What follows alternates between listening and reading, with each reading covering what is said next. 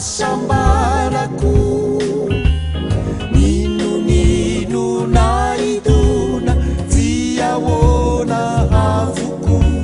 anilanao naiza nino nahanjo venotoky timbakiviko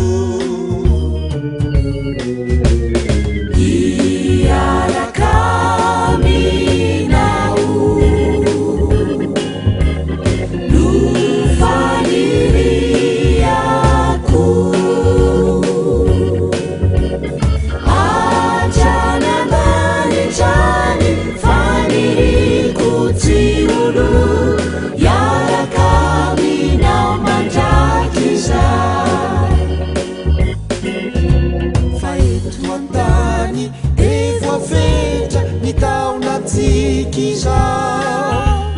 valopolo eo remateza uyanao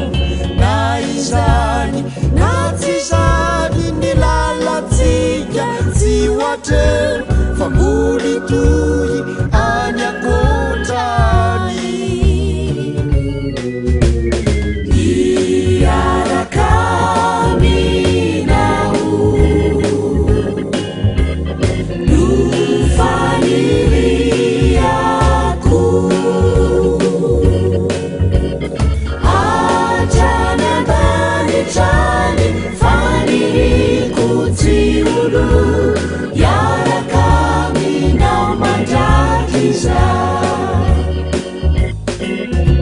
rehefa maty eto isika iarakodory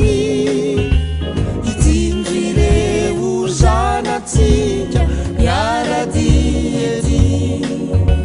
ho fantatry izy reriko ny asamba